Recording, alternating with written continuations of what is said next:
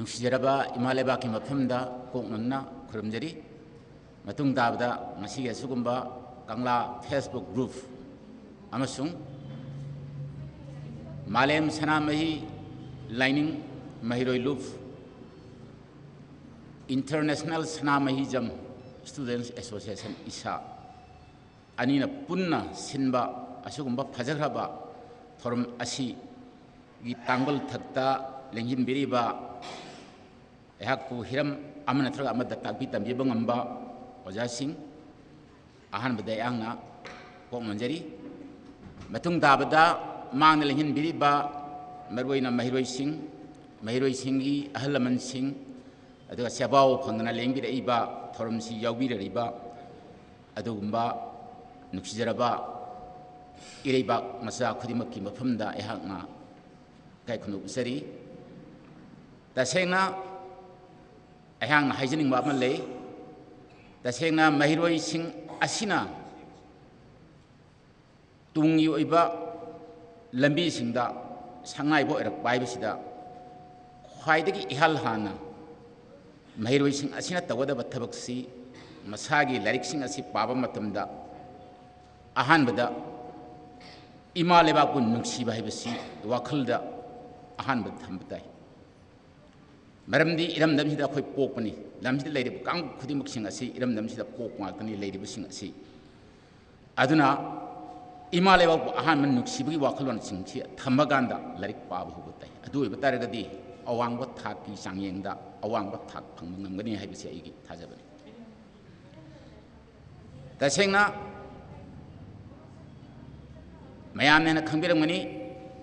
ꯑꯃꯦꯔꯤꯀꯥꯒꯤ ꯑꯗꯨꯒꯨꯝꯕ ꯄ꯭ꯔꯁꯤꯗꯦꯟꯠ ꯑꯣꯏꯈꯤꯕ ꯖꯣꯟ ꯐꯤꯠꯖꯦꯔꯦꯜ ꯀꯦꯅꯦꯗꯤ ꯃꯍꯥꯛꯅ ꯄ꯭ꯔꯁꯤꯗꯦꯟꯠ ꯑꯣꯏꯔꯛꯄꯗ ꯑꯍꯥꯟꯕ ꯃꯥꯒꯤ ꯃꯦꯗꯟ ꯁ꯭ꯄꯤꯆ ꯃꯥꯅ ꯏꯍꯥꯟ ꯍꯥꯟꯅ ꯉꯥꯡꯕ ꯃꯇꯝꯗ ꯃꯍꯥꯛꯅ ꯍꯥꯏꯈꯤ ꯐꯖꯕ ꯋꯥꯍꯩ ꯑꯃ ꯃꯁꯤ ꯏꯪꯂꯤꯁ ꯋꯥꯍꯩꯅꯤ ꯑꯩꯅ ꯍꯥꯏꯔꯛꯀꯗꯧꯔꯤꯁꯤ ask not what a country can do for you hanganu nahaki leibakna nahakidamukta kari tawgadage haibase hanganu ask what you can do for your country hango nahakna leibakidamukta kari tawgadage haibase aduna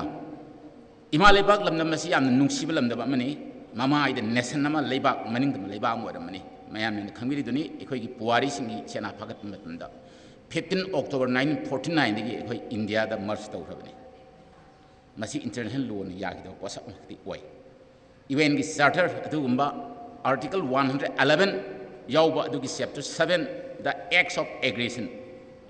lamama leba ama loksan bai base yadi hebsi yawi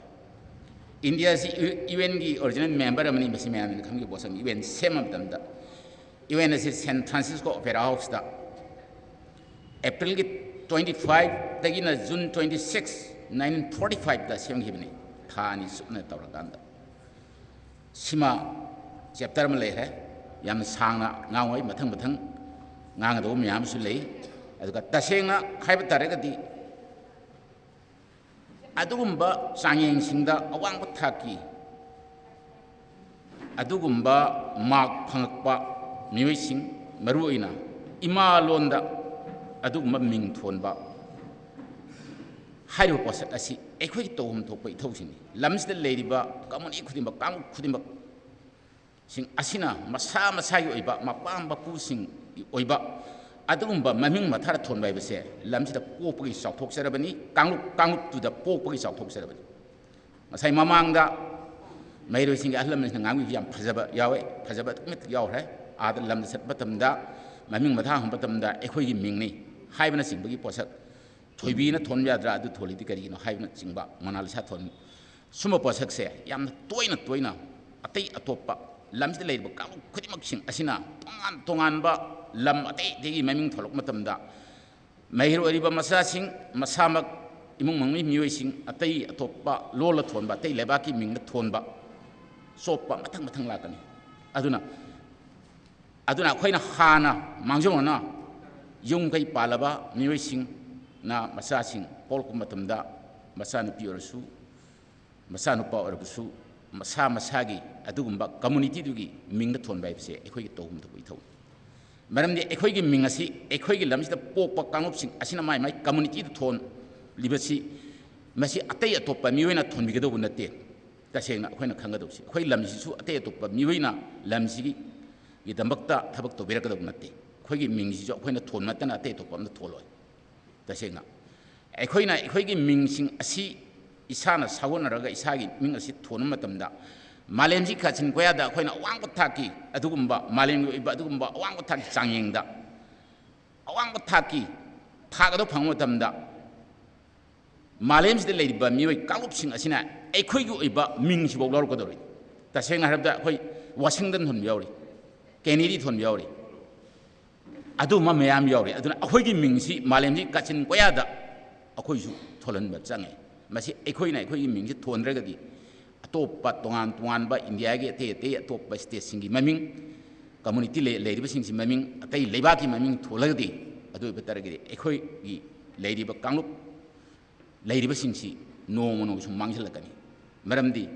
kanglup ama nation ama leiba ama manghan baibsi ming manghalakba lining lambi manghalakba sanabi inat phije chakset maya manghalakba aduna ekhoi gi lamsida pokba mioi sing asina ekhoi lamsida leiriba adugumba dress costumes traditional oiba dress costume lining lambi khodimak leiriba khoi poi langai lerambasing ase masi khodim khoini yoktuna thambada ekhoina hangoi ngai leite kai ngai leite ekhoi pai pusing thanamba pokai langai sing adagi lokthok na khoina sina gadabani hena phajo mongda malem sida hena phajo mongda malem sida khoina puthokanda ekhoi saktam base malem sakta ganda ekhoi lemnabni mising yamdragasu kanglu kunthra ma kunthra duk lei mising yamdragasu malem sida sega kaina ekhoi gi mingcha se thambangami haibasima ekhoi wakhulda thambada 이름담asi 아함마데 눅시바 이름담이 파노 하나바 마히 담이바 쿠디목싱아시 이름담다 타다가다우니 아따에 도바 타다바 야로이 아한바데 거기 이름담 이말바시 타다가다우니 거기 방이바 아왕모 타기 마히기 타시 방함마든다 람지기 거기 칸바다이 람지기 칸다바다라가디 거기 마마이 탕다 거기 람실 레이바 강 쿠디목싱아세 묻기게니 거기나 와클다 미양의 타바마 도우마탐다 에코이다 가스 크리트 앤 컬러 디스팅도 베로 강룩 구축구멘 카이베로 뮤이버 쿠나이버 거기 타모이농다 눅시바 탐바다바 잉리스타 하라가 for the welfare and benefit of humankind 뮤이버 쿠나이가 법은 가나부 따우나버기 와클도 거기 레이다이 first 라이크 도우마탐다 아인 ngasi 라이크 바리버시 이마레바기 담ꯛ다니 하이바 와클론도 탐바다라가디 이사나 파미바 탁 아득이 해나 방가니 머름디 이마레바고 눅시바이버세 에코이 거기 또 흠도 거기 타오네 마람디 이말레바게 타독 베로이 이말레박 시 타도가 때에 도 레바기 또바 타박 또바 따라바가디 마두 마마레바기 마사 생문났대 누피 오르스 누파 오르스 아드는 것이 강라 페이스북 그룹 아마숭 사나마히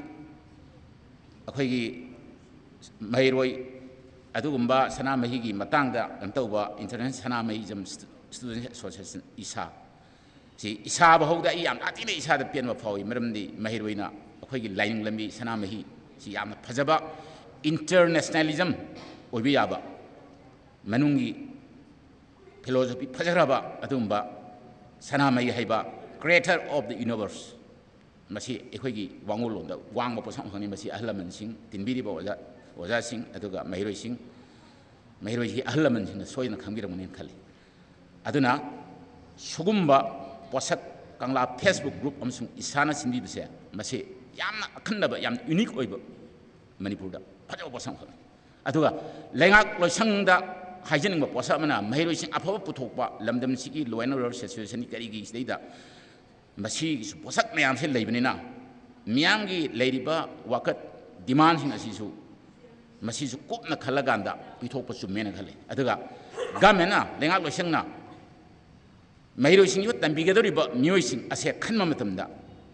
advanced country싱다 산나바 와삭 하이바디 아두금바 오자싱도 칸마tamma 히담비게더 오자싱 칸마tamda 여기 보드 멤버싱 아시다 캐릭터로지스 캐릭터 파잖아 네는 방금 캐릭터로지스 야웨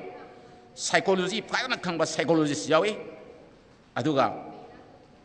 이주케스널리스 야웨 이주케스널리스 할수 야이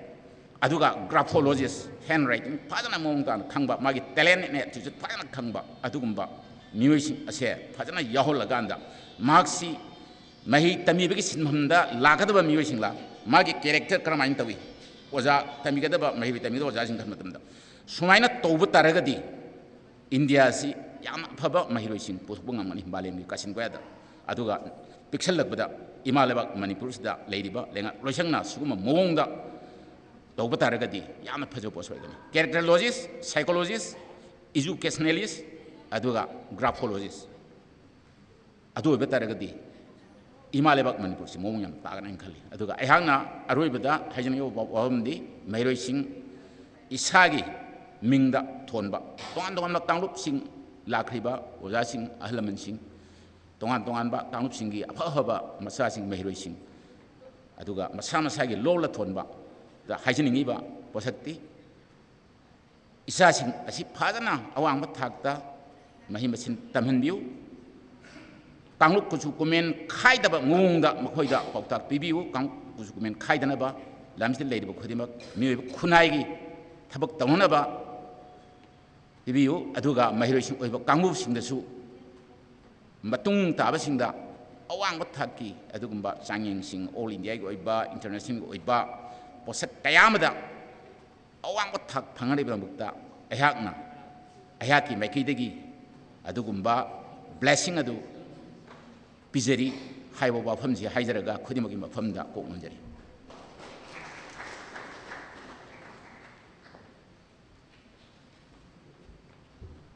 मसीगी तौर मसीगी मरी लेना